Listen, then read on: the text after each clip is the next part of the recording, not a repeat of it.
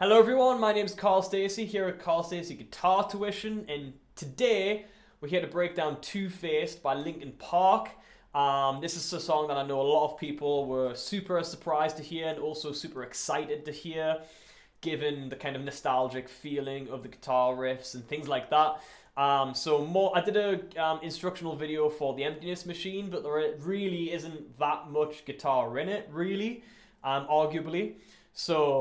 I thought it would be a really good idea to maybe do this video as well, because there's a hell of a lot more guitar in this song that you can kind of get your teeth around and sink your teeth into and really enjoy. Alright, so we're going to break it down. Grab your guitar, make sure it's tuned to C sharp, D flat, however you want to refer to it.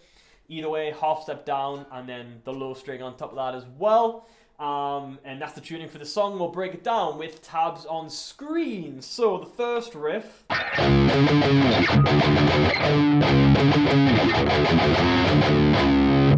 So it starts with palm muting. It plays the same riff twice over. Once, well, not once, but the first time with palm muting, the second time with the power chords and the octaves bringing into it and just kind of bring up the energy and all that sort of stuff. So that first round with the palm muting that you first hear at the very start of the song, we've got open 12 and 13.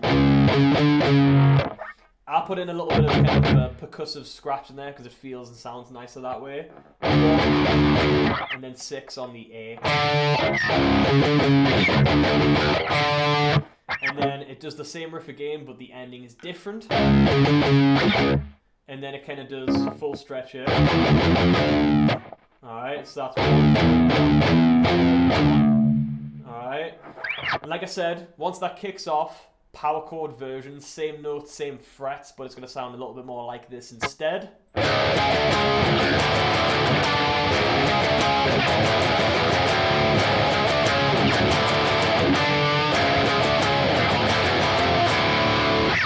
After that, it's going to come back to the palm muting again for the start of the verse, of course.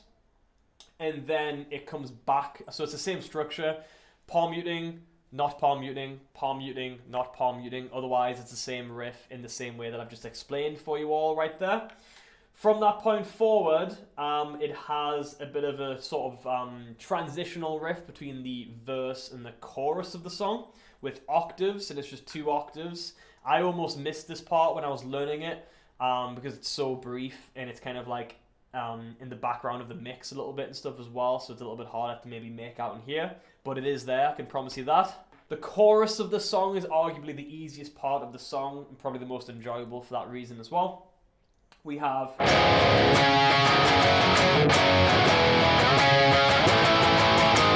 Alright, so again, classic Linkin Park, jumping between power chords, at least dropped kind of D-style power chords and octaves. It's going to be in nearly every single one of their songs, especially the early catalogue. So that's 5 octave, 5 power chord, I should say. To the 3 power chord, 5 octave, and then power chords on the 8 and the 7. Alright, it's going to be easier to use an example, alright?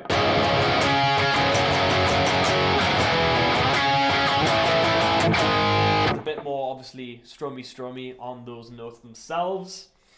After that, you're just going to repeat the structure of the song. So back to that main intro riff, palm muted, unpalm muted, same kind of verse to chorus transition with the octaves on the 10 and the 15. And then I believe that just leaves the breakdown section of the song now, riffs-wise, which just has 2 new different riffs in there. So the build-up section is quite simple, palm muted as well. So what that is just a 0 hammering onto the 1 on your C sharp note, open string below, back to the 1, and then back to the 0. So it's 1, the hammer on at the start, and then repeat that round palm muted. And that's just the build-up, of course.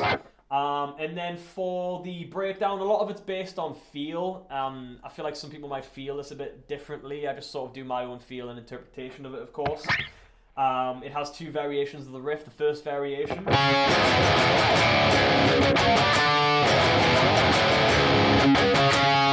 So that's, again, power chords and octaves. every single time. All right.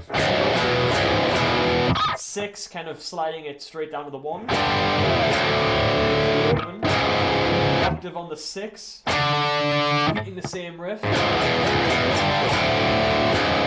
On the 5 instead. 2 variations of the same riff, like I just mentioned before. And then that just loops around. At the very end, you're kind of coming back to the kind of transitional riff into that final chorus. And then the final chorus is exactly the same. The only difference is where the lyrics are repeated towards the end of the chorus. Sorry, that would be...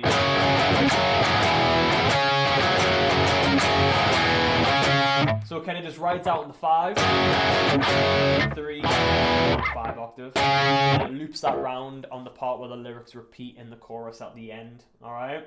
And then again it just transitions back to the... and then comes back to the main kind of heavy bouncing riff that you did at the very start of the song to end the song with. That is a generalized breakdown of all of the riffs in Two-Faced by Linkin Park. I hope that makes sense and I hope that helps, especially with the tabs on screen. I try to make these just quite straightforward, so I don't tend to go too in-depth upon the feel or the little kind of increments of scratching and things like that. I'm kind of in the interpretation that if you're trying to learn this song, that you maybe have a foundational understanding of feel and rhythm and power chords and octaves and all those sorts of things so that you can grasp it and do a good job of it. But if you have any thoughts or questions, of course, let me know.